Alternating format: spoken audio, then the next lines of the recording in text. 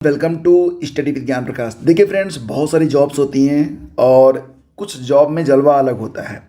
APS एक ऐसी job है जिसको अगर आप प्राप्त कर लेते हैं तो यकीन मानिए कि आपके पास ताकत काफ़ी आ जाती है, क्योंकि आपको सचिवालय में एक महत्वपूर्ण पद पर काम करने का मौका मिल जाता है। तो ये वैकेंसी 10 साल के बाद आई है। सारी बातें मैं एक एक करके आपको क्लियर करता हूँ। पदों की संख्या यहाँ पर देखिए, इस बार जो पदों की संख्या है बहुत ज़्यादा है, ठीक है। तो कुल मिला के 730 पद जो हैं वो रहेंगे। दूसरी बात ये कि इसके लिए जो एलिजिबिलिटी होती है वो क्या होती है। देखो फ्रेंड्स, 730 पद और ये जो वैकेंसी होती है इसमें ग्रेड पे दो होता है। एक हो जाएगा 4600 और एक हो जाएगा 4800। अब आपके मन में आएगा कि मतलब दो प्रकार के ग्रेड पे क्यों, 4600 भी और 4800 भी क्यों। तो ये मैं आगे आपका क्लियर करूँगा। फिर सैलरी तो बहुत ही शानदार रहती है। अब एज लिमिट के बारे में बात कर लेते हैं। फटाफट मैं सारी बातें क्लियर कर देता हूँ। तो सबसे पहले देखते हैं एज लिमिट। तो बस वही एज लिमिट जो कि यूपी पीसीएस के लिए होता है। अगर आपकी उम्र 21 से 40 साल के बीच में है तो आप इसमें आवेदन कर सकते हैं। एजुकेशनल क्वालिफिकेशन सबसे पहले और सबसे इम्पॉर्टेंट क्या है, आप स्नातक हों, किसी भी विधा से हो, बीए किया हो, बीएससी किया हो, बीकॉम किया हो, बीटेक किया हो, जो कुछ भी किया हो, ठीक है। प्लस CCC या इसके इक्विवेलेंट कोई एक कंप्यूटर सर्टिफिकेट आपके पास होना चाहिए। अगर CCC नहीं है तो 1 साल का कोई भी कंप्यूटर डिप्लोमा चलेगा, बशर्ते कि वो गवर्नमेंट से अप्रूव्ड हो, चाहे स्टेट गवर्नमेंट से चाहे सेंट्रल गवर्नमेंट से वो अप्रूव्ड हो। तो क्वालिफिकेशन क्या है, स्नातक और कंप्यूटर डिप्लोमा, चाहे CCC चाहे कोई 1 साल का सर्टिफिकेट। लेकिन रुकिए, यहाँ पर सबसे इम्पॉर्टेंट क्या है। देखो, यहाँ पर सबसे इम्पॉर्टेंट ये है कि इस परीक्षा को आप तभी पास कर पाओगे जब आपको शॉर्ट हैंड भी आता रहेगा और हिंदी टाइपिंग भी आती रहेगी। और शॉर्ट हैंड कितना, मिनिमम स्पीड होनी चाहिए 80 वर्ड पर मिनट का शॉर्ट हैंड होना चाहिए और 25 शब्द प्रति मिनट की हिंदी टाइपिंग आनी चाहिए। ये बहुत इंपॉर्टेंट है। अगर आप टाइपिंग का काम नहीं कर पाए, आप शॉर्ट हैंड का काम नहीं कर पाए, तो सारे किए धरे पर पानी फिर जाएगा। तो सबसे इम्पॉर्टेंट जो बातें मैं आपको बताने वाला हूँ उसको ध्यान से समझ लो कि अगर आप सिलेक्शन चाहते हैं, ठीक है, तो क्या क्या चीज़ें आपको अच्छे से समझ लेना चाहिए। सबसे पहले तो ये कि अगर आप स्नातक हैं प्लस आपने CCC किया हुआ है या इसके समकक्ष कोई सर्टिफिकेट आपके पास है, और इसके अलावा शॉर्ट हैंड बहुत इंपॉर्टेंट है। इसका सर्टिफिकेट नहीं मांगा जाएगा लेकिन आना चाहिए, प्लस हिंदी की टाइपिंग भी आनी चाहिए। ये चीज़ें अगर आप कर पाए तो आपका चयन हो जाएगा, ठीक है। अब यहाँ पर आगे बढ़ते हैं। आपको एज लिमिट के बारे में मैं बता ही चुका हूँ, लेकिन फिलहाल यहाँ पर फिर से देख लीजिए कि 21 से 40 साल के बीच में उम्र होनी चाहिए। और जो लोग रिजर्व कैटेगरी के हैं उनको लगभग 5 साल की छूट भी मिल जाती है, चाहे SC हो या ST हो या फिर OBC हो। और नियमानुसार जो लोग उत्तर प्रदेश राज्य सरकार के कर्मचारी हैं उनको भी 5 साल की छूट मिली जाती है, ठीक है। तो ये बातें तो खैर हर नोटिफिकेशन में रहती हैं। बात करते हैं एग्ज़ाम पैटर्न के बारे में और सिलेबस के बारे में। तो सबसे इम्पोर्टेंट क्या है कि 80 शब्द प्रति मिनट की हिंदी शॉर्ट हैंड आपको आना चाहिए और 25 शब्द प्रति मिनट की हिंदी टाइपिंग आपको आनी चाहिए, ठीक है। ये बहुत इंपॉर्टेंट है, नहीं आया तो काम बिगड़ जाएगा आपका, ठीक है। इसके बाद देखिए सिलेबस देख लीजिए। सिलेबस सबसे पहले तो मैं आपको ऐसे ही बता देता हूँ सिलेबस क्या होता है। तो देखो, जो पहला पेपर होगा इसमें, फर्स्ट पेपर वो होगा आपका GK का, ठीक है। और दूसरा पेपर होगा किसका, हिंदी का।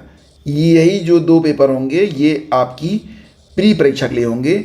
और यहीं से अगर आप क्वालिफाई करते हैं तब आपको पेपर 3 जो कि कौन सी होगी, हिंदी का शॉर्ट हैंड के लिए बुलाया जाएगा, ठीक है। और उसके बाद फिर चौथा पेपर आपका लिया जाएगा, जिसमें क्या होगा कि हिंदी की टाइपिंग आपसे करवाई जाएगी। समझ गए आप। एक पेपर यहाँ पर और होता है। ये पेपर कौन सा होगा, ये होगा कंप्यूटर वाला, ठीक है, क्योंकि कंप्यूटर का नॉलेज आपसे टेस्ट करवाया जाएगा। इसका भी एक पेपर होगा। तो जनरली यही चीज़ें, मतलब 1-2 पेपर, इसके बाद 3 चीज़ें हैं। अगर आप क्लियर कर लेते हैं तो आप 4600 ग्रेड पे वाली जॉब के लिए एलिजिबल हो जाएंगे। 4800 वाली कब मिलेगी आपको ग्रेड पे, देखो बताता हूँ। यहाँ पर पेपर 4 तक आइए। अगर देखो ये ऑप्शनल होता है, ठीक है, हिंदी वाला तो कंपलसरी है लेकिन ये वाला ऑप्शनल है। एक पेपर आपका हो जाएगा इंग्लिश का, ठीक है, ये हो जाएगा आपका पेपर 5। ये इंग्लिश के लिए जिस प्रकार हिंदी का यहाँ पे पेपर आप दे रहे हैं उसी प्रकार से इंग्लिश का पेपर होगा जो कि ग्रामर बेस्ड होगा। उसके बाद छठा पेपर इंग्लिश का शॉर्ट हैंड और सातवां पेपर इंग्लिश की टाइपिंग, ठीक है। तो अगर आप इंग्लिश वाला जो ये पोर्शन जो कि ऑप्शनल होता है, अगर इसको भी आप क्वालिफाई कर लेते हैं तो आप ग्रेड पे 4800 में चुने जाएंगे। समझ गए आप?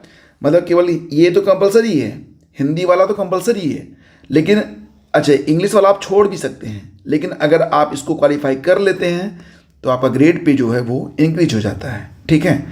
तो चाहे तो आप इतनी तैयारी करिए, चाहे तो पूरी तैयारी करिए, अब ये आपके ऊपर है।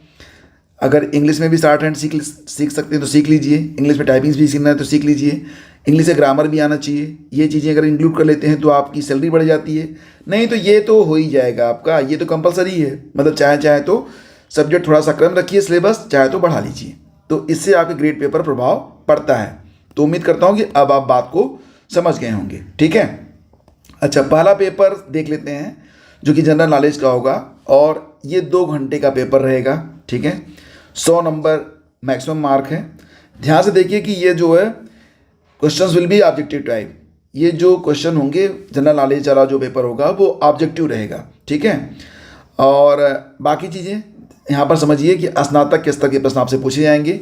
इसमें abbreviations, famous book and their writers, history के प्रश्न, साइंस, ज्योग्राफी, इसके अलावा ज्योग्राफी में उत्तर प्रदेश और भारत, इंडियन कॉन्स्टिट्यूशन, स्पोर्ट, मतलब वही करंट अफेयर, अरिथमेटिक वगैरह आप समझ सकते हैं, पर ज़्यादा टफ नहीं है, आसान है, ठीक है।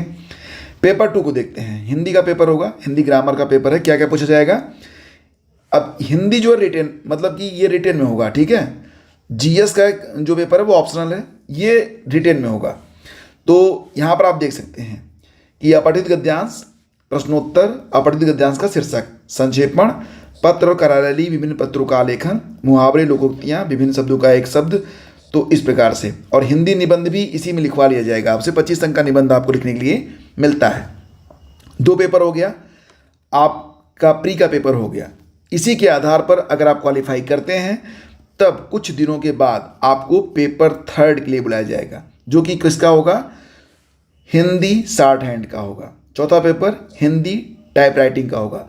शॉर्ट हैंड का पेपर 135 नंबर का और टाइपिंग का 15 नंबर का, मतलब मिला जुला के 150 नंबर का पेपर आपका यहाँ पर रहेगा, ठीक है। बाकी चीज़ें थोड़ा बहुत चेंजेस आपको देखने को मिल सकते हैं। चेंजेस का मतलब ये जो चीज़ें मैं आपको बता रहा हूँ, तो इसमें थोड़ा सा चेंज जरूर मिलेगा आपको देखने को। अभी नोटिफिकेशन तो आया नहीं है, नोटिफिकेशन आ जाएगा तो कुछ बातें और भी क्लियर हो जाएंगी। तो ये बातें अब आप यहाँ तक समझ गए, मतलब कि पहला दूसरा पेपर प्री का हो गया। इसके बाद क्वालिफाई करेंगे तो हिंदी शॉर्ट हैंड और हिंदी टाइप राइटिंग के लिए आपको बुलाया जाएगा।